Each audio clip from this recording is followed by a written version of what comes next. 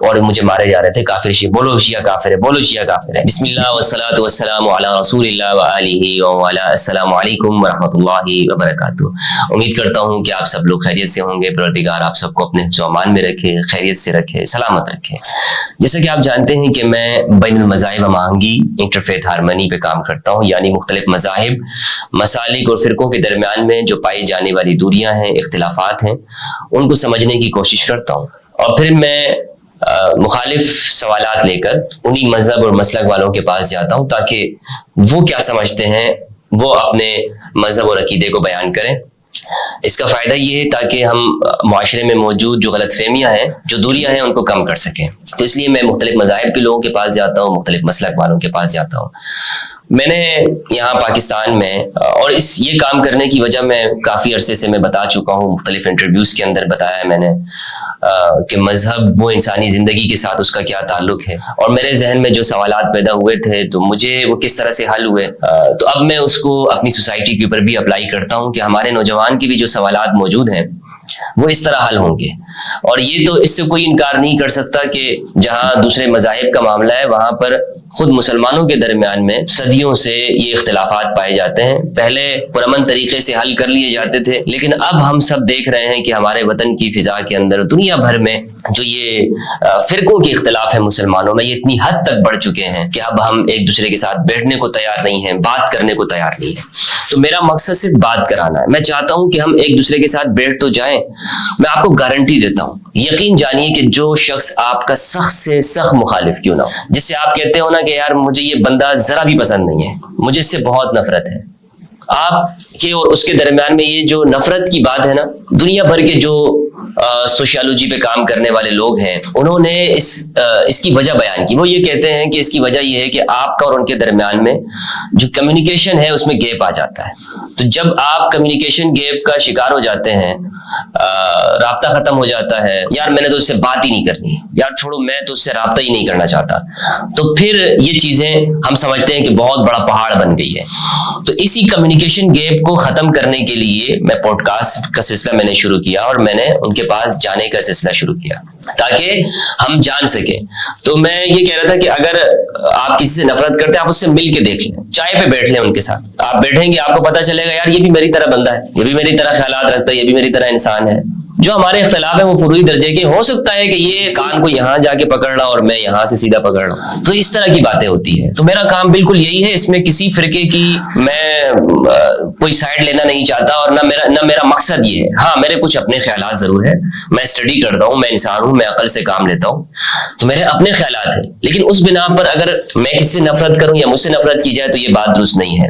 مختصر بات کرتا ہوں میں کہ میرا یہ کام کچھ لوگوں کو پسند نہیں ہے، اور وہ لوگ کون ہیں آپ سب جانتے ہیں، جو تکفیر کرتے ہیں، جو دوسروں کو کافر کہتے ہیں۔ وہ یہ کہتے ہیں کہ چونکہ ہمارے بڑوں نے دوسرے فرقوں والوں کو، شیعوں کو اور دوسرے جو لوگ ہیں ان کو کافر کہا ہوا ہے، تو آپ کے یہ جو سوالات ہیں یا جو آپ یہ قریب ان کے ساتھ تو ہم ہو ہی نہیں سکتے، تو آپ کی جو سوالات ہیں یہ ہمارے دراصل وہ بزرگوں کے دیے ہوئے جو فتوے ہیں ان پہ زد پڑتی ہے۔ تو وہ تکفیر جو کافر کہتے ہیں کسی کو، سب سے بڑا جو یوں سمجھ لیں کہ جو مخالف ہیں اس کام کے وہ لوگ ہیں، وہ کہتے ہیں نہیں آپ کا، ہم نے، ہمارے بڑوں نے تو زندگی لگا دی اس کے لیے، قربانیاں دے دی، اور وہ اس دنیا سے چلے گئے، وہ مر گئے، انہوں نے شہادتیں دے دی، اب آپ آئے ہیں اور آپ کہہ رہے ہیں کہ نہیں وہ لوگ مسلمان ہیں، آپ بات کرانے کی کوشش کریں۔ ہمارے بڑوں نے تو کہا ہے کہ وہ کائنات کے بدترین کافر ہیں، کائنات کے غلیظ ترین کافر ہیں، ان کے ساتھ تو بات ہی نہیں ہو سکتی، ان کو تو سوائے مارنے کے اور کچھ ہے ہی نہیں، یا انہیں بالکل مائنورٹیز کی طرح، اقلیتوں کی طرح بالکل ایک کونے کے اندر ان کو رکھا جائے، اس طرح کر کے انہیں پیش کیا جائے۔ آپ کا یہ کام تو سوسائٹی کے اندر ایک وسعت پیدا کر رہا ہے۔ تو یہی وہ کام ہے کہ جو مجھ پر پہلے مرتبہ اٹیک ہوا، انہوں نے مجھے کہا تھا کہ آپ نے اس موضوعات کی پر بات نہیں کرنی، لیکن میں نے پھر بھی موضوعات پر بات کرنے کا جو سلسلہ ہے اسے روکا نہیں، اور یقین جانیں کہ اس کے واقعے کے بعد مجھ میں اللہ سبحانہ و تعالیٰ نے مزید ہمت عطا کی کہ میں ان موضوعات کی پر گفتگو کر رہا ہوں۔ اور آپ یہ دیکھتے ہیں کہ میں جو موضوعات ہیں، حساس موضوعات کی پر میں نے بات کی، اور حساس میں اس لیے کہہ رہا ہوں کہ مسلمانوں کے درمیان میں اس پر فرقہ وارانہ گفتگو، تنازعات ہوئے ہیں، ورنہ یہ کوئی اتنے حساس نہیں ہے جسے سمجھا جاتا ہے۔ موضوعات ہیں، کتابوں کے اندر باتیں لکھی ہوئی ہیں، اگر ہم سمجھتے ہیں کہ یہ موضوعات حساس ہیں تو جنہیں ہم قرآن کے بعد سب سے صحیح کتابیں کہتے ہیں ان سے ہمیں ہاتھ اٹھانا چاہیے۔ بزدلوں کی طرح ہمیں چھپ کے وار کرنے کی ضرورت نہیں ہے. اگر ہم خود کو سنی کہتے ہیں، میں خود کو الحمدللہ سنی کہتا ہوں، اور اگر کوئی شیعہ کہتا بھی ہے تو مجھے اس پہ کوئی عار نہیں ہے، کوئی شرمندگی محسوس نہیں. آپ 100 مرتبہ شیعہ کہیں، میں علی کا شیعہ بھی ہوں الحمدللہ، میں اہل البیت کا شیعہ بھی ہوں. لیکن اگر ہماری کتابوں کے اندر واقعات لکھے ہوئے ہیں تو اس سے ہمیں شرمندہ ہونے کی ضرورت ہے. ایکسیپٹ کریں اسے کہ ہماری کتابوں میں یہ باتیں لکھی ہوئی ہیں. پہلے ہمیں یہ کہا جاتا تھا کہ نہیں فتح کے جو معاملات ہیں، یقین کریں میں خود سمجھتا تھا یہ شیعہ لوگ جھوٹ بولتے ہیں. لیکن جب بخاری کو پڑھا، کتابوں کو پڑھا، تو ایک طرف تو ہم اپنی کتابوں کو اصح الکتب بعد کتاب اللہ بھی کہتے ہوں، اور پھر ہمیں انہیں ماننے سے بھی انکار کریں. تو میں نے جو حق تھا اسے قبول کیا کیونکہ ہماری کتابوں میں لکھا ہے. میں نے آج تک شیعہ کتاب سے حوالہ بطور استدلال کے نہیں دیا کہ میں اس سے استدلال کرتا ہوں. میں نے اپنی کتابوں کو سامنے رکھا، لیکن اس کے باوجود میرا قصور صرف یہی ہے کہ میں قرآن و سنت کی دعوت دے رہا ہوں. میں کہہ رہا ہوں کہ قرآن اور حدیث کی طرف آئے، اہل البیت کی طرف آئے. وہ اہل البیت جو مظلوم ہیں، جنہوں نے انسانیت کے لیے قربانیاں دی، جنہوں نے غیر مسلموں کو سینے سے لگایا. کربلا کی تاریخ ہم پڑھتے ہیں تو اس میں غیر مسلموں کا بھی کردار نظر آتا ہے. ان کے وہ بھی آنسو بہاتے ہیں. لیکن ایسے مسلمان جو پتھر دل موجود ہیں کہ جو کہتے ہیں کہ نہیں آپ اہل البیت کو ان سے تو فلاں فلاں افضل ہے. کیونکہ اگر اہل البیت کی بات کریں گے تو معلوم یہ ہوگا کہ ان پہ اہل البیت پہ ظلم کرنے والے کون ہیں. وہ بھی تو اشکارا ہوں گے نا، وہ بھی تو ایکسپوز ہوں گے. تو اس لیے میرا جو کام ہے سب سے پہلے تو یہ ان فرقہ پرستوں کو، تکفیریوں کو پسند نہیں ہے کہ جو مسلمانوں کو آپس میں لڑاتے ہیں. میں کسی کی تکفیر نہیں کرتا، کسی کو کافر نہیں کہتا. پاکستان میں جو بھی رہنے والا ہے جو لا الہ الا اللہ محمد رسول اللہ صلی اللہ علیہ وآلہ وسلم پڑھتا ہے، میں اسے کافر نہیں مانتا. واضح طور پر میرا موقف یہ ہے کہ وہ شخص جو خود کو مسلمان کہہ رہا ہے، مجھے کوئی حق نہیں پہنچتا کہ میں اسے کافر کہوں. اور لیکن اگر وہ اس کے عقیدے میں کوئی ایسی کوئی خرابی جو توحید اور رسالت کے متعلق نہیں پائی جاتی تو کسی کو کافر قرار نہیں دیتا ہوں.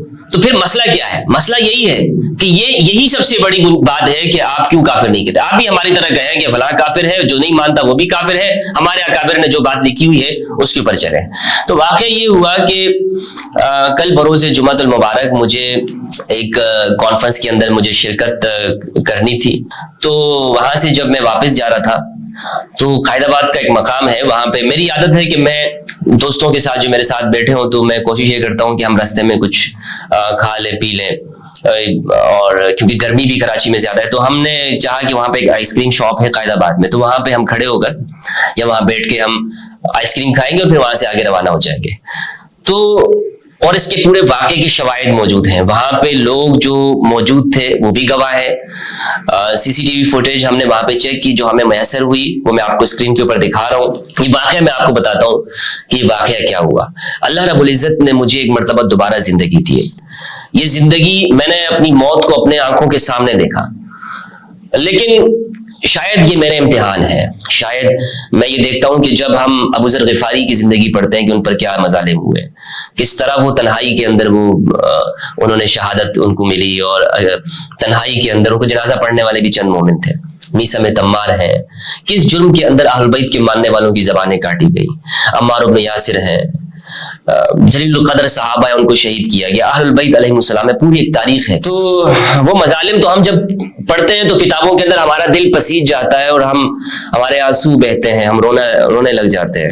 لیکن یہ نام لینا ہے، شاید میں سمجھتا ہوں کہ ہم نام لیتے ہیں، ہمارے اوپر اگر کبھی پڑ جائے اس طرح سے تو ہم گھبرا جائیں گے. اور ہم شاید، میں نے کسی کا ایک قول پڑھا تھا کہ وہ کہتے تھے کہ مجھے ایک ساتھی نے بتایا کہ وہ ہمیشہ یہ دعا کرتے تھے یا کہتے تھے کہ میں اگر کربلا میں ہوتا تو امام حسین علیہ السلام کے ساتھ ہوتا. لیکن انہوں نے خواب میں دیکھا کہ وہ وہاں سے ٹھہر نہ سکے، استقامت نہیں دکھا سکے، کیونکہ وہ بہت مشکل کام ہے.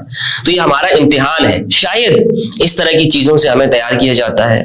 ہم اہل بیت کا نام لیتے ہیں تو اتنی تو قربانی دینی ہوگی کہ موت کا سامنا کر سکیں. اور مجھے اس کا خوف نہیں ہے. مجھے معلوم ہے کہ میری زندگی کے چند ایام ہیں، میں نے تاریخ پڑھی ہے، مجھے معلوم ہے کہ جو اہل بیت پہ بات کرنے والے لوگ ہیں، جو انسانی سماج کے اندر امن کی بات کرتے ہیں، محبت کی، پیس کی، شانتی کی، ان کی زندگی کم ہوتی ہے. ہاں اگر میں تکفیر کی بات کروں مجھے پروٹوکول بھی ملے گا اور لوگ خوش بھی ہوں گے، واہ واہ بھی ملیں گے. اور جو لوگ کہتے ہیں نا کہ میں شیعہ سے مفادات کے لیے کرتا ہوں، میں اگر شیعہ سے مفادات حاصل کرنا چاہوں تو آپ یقین کریں کہ مجھے مجالس کی آفر ہوتی ہے. میں کسی مجلس میں نہیں جاتا، لوگ ڈیمانڈز کرتے ہیں. میں کہیں بھی جاتا ہوں تو میں کوئی ڈیمانڈ نہیں کرتا. سب لوگ جو دوست حضرات ہیں مجھے اچھی طرح سے جانتے ہیں، جو واقف ہیں. میرا ذریعہ آمدن کیا ہے؟ میں آن لائن قرآن پڑھاتا ہوں. جہاں پہ آپ 8 گھنٹے ڈیوٹی کرتے ہیں ایک مزدور، میں 16 گھنٹے میں ڈیوٹی کر رہا ہوتا ہوں، میں آن لائن پڑھا بھی رہا ہوتا ہوں، مطالعہ بھی کرتا ہوں، گھر کے کام بھی کرتا ہوں. تو میرا جو ذریعہ آمدن ہے یہ میں اس لیے بتا رہا ہوں کہ لوگ طرح طرح کی باتیں کرتے ہیں، تو یہ آپ کے سامنے سارا ہونا چاہیے. میں آن لائن قرآن کلاس لیتا ہوں جس کے مجھے اور جو میرے اسٹوڈنٹ باہر ہیں ان کو قرآن مجید پڑھاتا ہوں، اور اگر اس میں آپ بھی شرکت کرنا چاہیں تو اس کی ایک فیس میں نے مقرر کی ہوئی ہے، کیونکہ پرسنل اگر پڑھنا چاہتے ہیں تو اس کی فیس ہے. اگر فری میں آپ پڑھنا چاہتے ہیں تو جو یوٹیوب کے اوپر میں پڑھا رہا ہوں آپ سب کے لیے یہ فری ہے، آپ پڑھیں اس کو دیکھیں اور اس سے نالج حاصل کریں. لیکن اگر آپ میرے سے میرا ذاتی وقت لیں گے تو اس کی ایک قیمت ہے پڑھنے کے لیے. ادروائز میں جو مفادات کی بات کر رہا ہوں، جو لوگ سمجھتے ہیں کوئی ایک شخص مجھ پہ یہ نہیں بتا سکتا کہ میں نے کسی سے مطالبہ کیا ہو حضرت میں آپ کے پروگرام میں آتا ہوں اور میں آپ سے اتنے پیسے لوں گا. نہیں، ہم اہل بیت کا کام کر رہے ہیں بھائی. میں تو اور لوگوں کے لیے جو اہل بیت کے کام کرنا چاہتے ہیں ان کو اپنے چینل پہ بلاتا ہوں، اور میں چاہتا ہوں کہ لوگ ان کو جانیں. مجھے اپنی ذات کا کبھی یہ نہیں رہا کہ بھائی ایک ہمدرد ہے یہی کام کر رہا تو میرا ہی نام ہو. میں اپنے چینل پہ اور لوگوں کو اجازت دیتا ہوں، بلکہ ایسے لوگ جو مخالفین ہیں ان کو بھی میں اپنے چینل پہ آنے کی اجازت دیتا ہوں کہ وہ اپنا مدعا پیش کریں. تو یہ جو لوگ بات کرتے ہیں یہ میں آپ کو شروع میں بتانا اس لیے ضروری سمجھ رہا تھا کہ ایسا کوئی الحمدللہ یا عز و جل ہمارے اوپر ذرا بھی کوئی ثابت نہیں کر سکتا، ذرا برابر بھی، کہ شیعہ جو افراد ہیں ان کی جانب سے ہمیں کسی طرح سے کوئی سپورٹ. ہاں، اخلاقی سپورٹ ضرور ہے ان کی جانب سے، اور میں ان کا شکریہ ادا کرتا ہوں کیونکہ وہ اہل بیت سے محبت کرنے، اور جو بھی اہل بیت سے محبت کرے، کچھ سنی حضرات بھی میرے ساتھ کھڑے الحمدللہ.